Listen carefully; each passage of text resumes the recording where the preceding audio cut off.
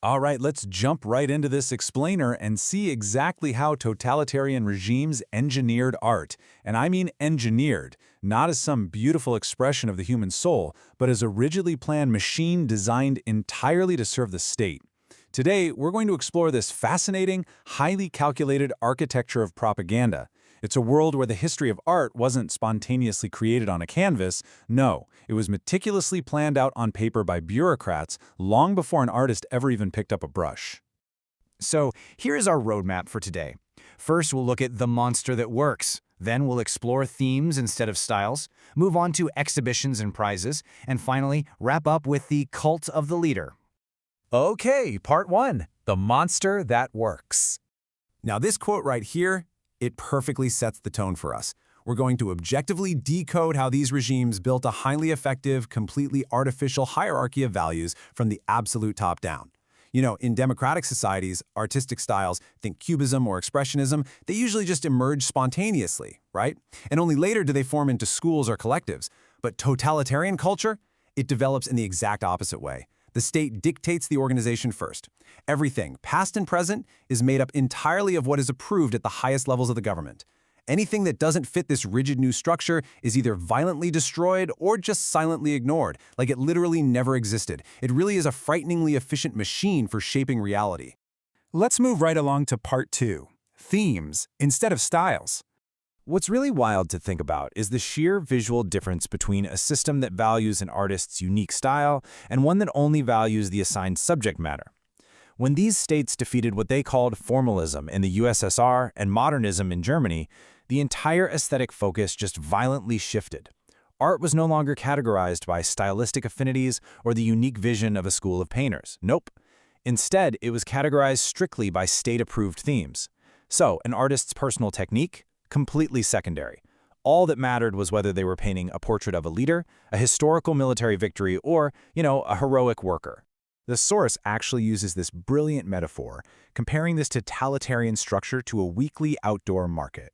Think about it. When you go to a farmer's market, you don't go looking for an artist's personal philosophy. You're looking for a specific item, like meat or flowers or pottery. In these regimes, potential art buyers or gallery attendees didn't walk in hoping to see a Picasso or a Kandinsky. They were literally instructed to look for a picture of a sewing farmer, a female tractor driver, or a truck driver. The subject matter was the only commodity that mattered to the state's narrative. Which brings us to part three, exhibitions and prizes. So to enforce this whole outdoor market mentality, the state obviously required mechanisms of absolute control, and they did this through massive public displays. Just look at the titles of these theme exhibitions, The Industry of Socialism or The Autobahns of Adolf Hitler. The individual artist is completely erased, right? They were forced to yield their entire identity to the collective propaganda effort. And these were not small gallery showings. We're talking vast state-sponsored spectacles touring across cities. In the USSR, they actually had to requisition the only museum of Western art in the capital just to hold these things. And notice the glaring lack of one-man exhibitions for living painters. No single artist was ever allowed to eclipse the state. Now, check out this data because the numbers really tell the story here.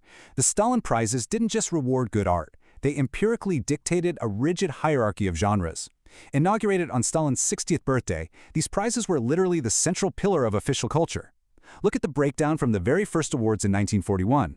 4 winning works were just images of Stalin, 1 of Lenin, 2 of his comrades. This wasn't just a pat on the back for a job well done. It was a clear, calculated directive to all artists about exactly which genres and subjects were of the highest importance. And clearly, the leader was firmly at the top. And it wasn't just the Soviet Union. Germany established a very similar artistic elite through titles and rewards. By 1944, as the military situation was getting totally catastrophic for Germany, Joseph Goebbels actually compiled this list of the immortals. It included a dozen outstanding cultural figures, sculptors and painters like Arnold Breker and Josef the Rock, the guys producing these vast Nazi monuments. And what did being on this list mean? It exempted them entirely from military service and factory work. By shielding these specific creators from the front lines, the state ensured that its most vital propaganda mechanism would just keep on running. Finally, we arrive at part 4, the cult of the leader. This is really the climax of our explainer. The ultimate purpose of this incredibly rigid artistic pyramid was to build and worship the cult of the leader. Remember George Orwell's 1984? He reminds us that the leader is simply the embodiment of the party.